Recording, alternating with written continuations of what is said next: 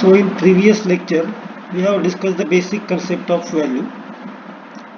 We have discussed the purposes of valuation, different types of values, factors affecting the value of a property, then gross rent, and now come to the next topic, that is property, type of properties.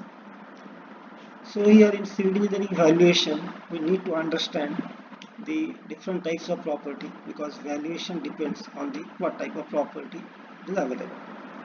Broadly, there are two properties, that is freehold property and leasehold property. Freehold is pure form of ownership, and leasehold property, the property is taken on the lease basis. So freehold property, it is the property which the owner holds absolutely and in perpetuity, and of which he is in either in physical possession or in the receipt of rents arising from the leases and tenancies which are created out of the freehold interest. Now the freehold property is pure form of ownership for a building, house or piece of land. Now the freehold property we can identify by knowing or by having the 7/12 extract Sadbar. So say if you are having 7/12 extract for that property on your name, then you are owner of that property. Freehold owner on that property will be called a freehold property. Now the owner in this case may develop, go for construction, may sell the property as he want, or may transfer it to the other person. So he is free to do anything with his property because he is totally property under his own ownership. Or other type is leasehold property. So it is a property which is held in lease for a term of years subject to a payment of an annual rent and to the observance of convents contained in the lease. The leasee or leasehold holder can't sell the property. Generally, land this term is applicable for the land. So land is given on lease to other party for a period of 99 years.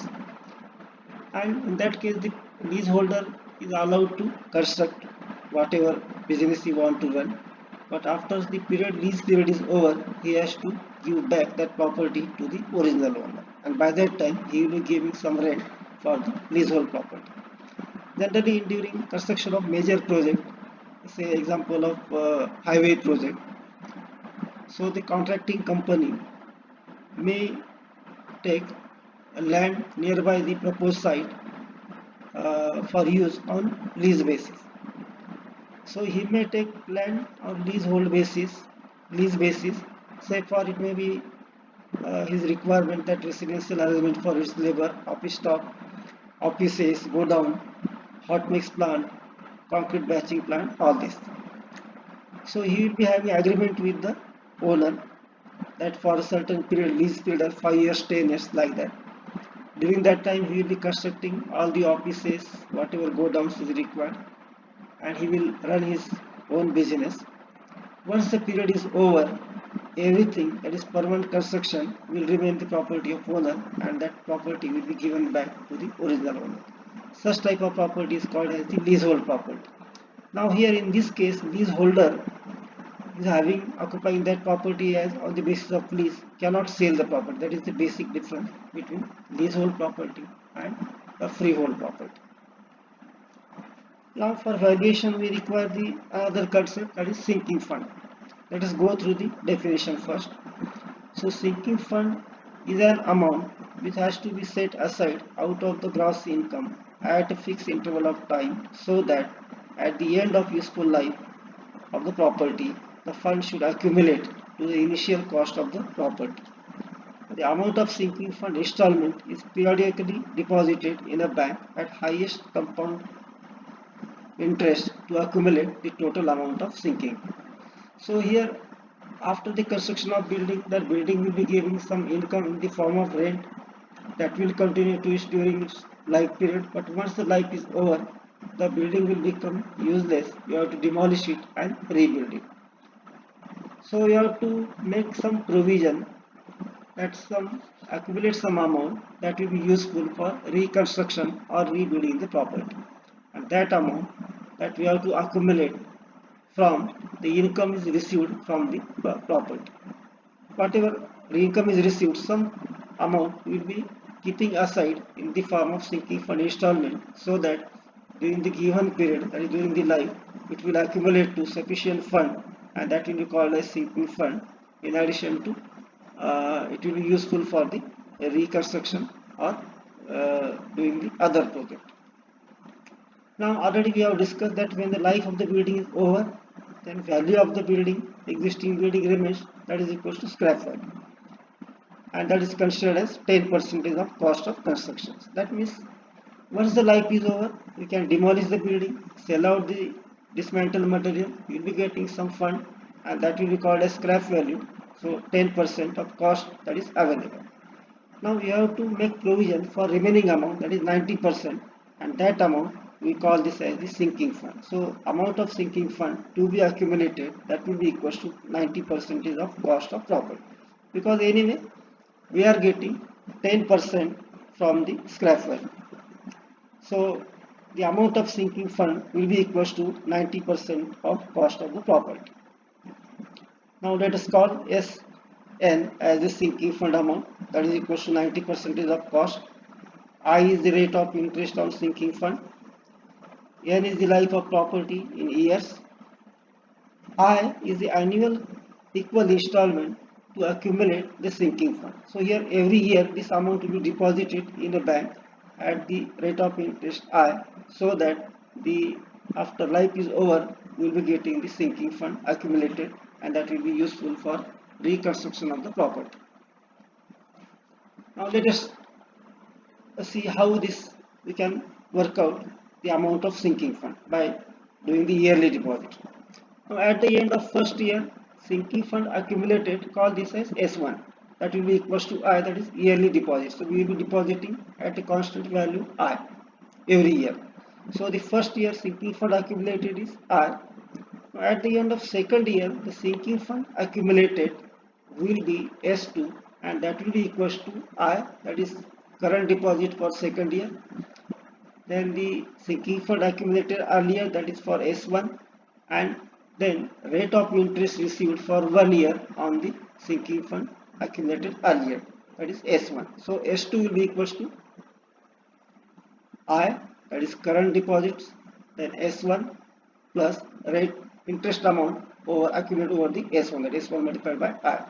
And just simplify this I plus I into small I.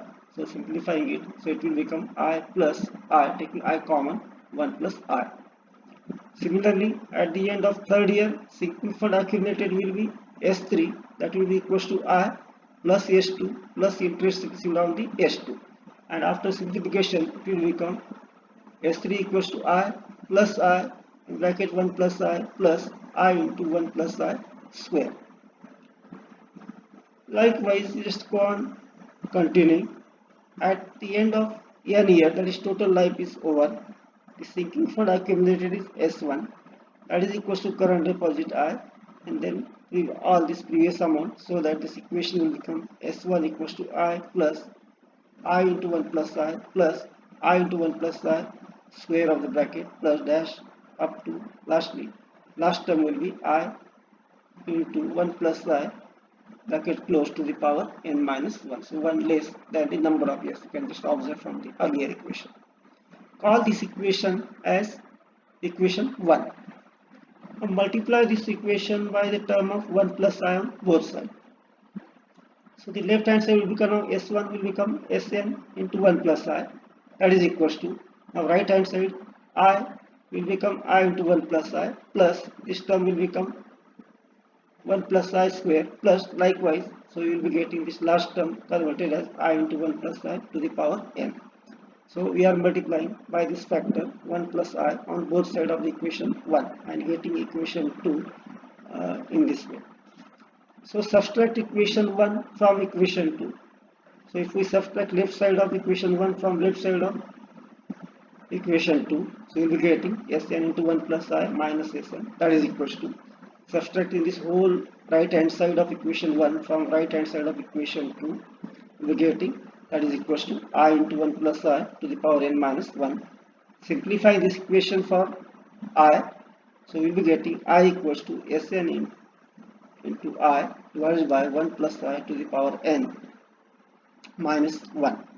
So this is the formula for yearly installment of sinking fund that will be depositing for n number of years at rate of interest I, and so that we will be getting the total amount Sn after the period is over, and we will be depositing some constant amount that is equals to I. Now here let us next term required for valuation, that is referred as years purchase. Let us see first the definition. So years purchase in perpetuity is defined as the capital sum required to be invested in order to receive a net annual income as an annuity of rupees 1 at certain rate of interest. So here the discussion is in terms of rupees 1, and that we can use conveniently for any amount. Now here, if rupees I is received as an interest on capital of rupees 100, then to receive income of rupees 1 per annum, so we have to invest capital required is 100 upon I. Let us see how this is coming. Now consider here, if rupees 100 is invested in a bank at rate of interest I equals to 10%. So how much income, yearly income or interest will be available? That is 10% of the capital, that is 10 upon 100 into 100, that is equals to 10. That means you are depositing 100 rupees in a bank, rate of interest is 10%, the income available is now rupees 10. Now to get rupees 1 as annual income, how much capital will be required? So to receive rupees 1 as interest, amount to be invested is 100 upon 10, because rupees 1 is 1/10 of this one, so capital will become 1/10 of 100, so 100 upon 10, but this is we can write as 100 upon R. Now the above equation we can rearrange as capital sum required equals to rupees 1 into 100 upon R. Therefore, to get annual income of rupees X, the capital sum required will be rupees X into 100 upon I. Now here, the capital required we can write as rupees X into YP, where YP means years purchase, and that is nothing but 100 upon I. I is the rate of interest. So here by this way we can work out the years purchase. Now rest of the part we'll discuss in the next lecture.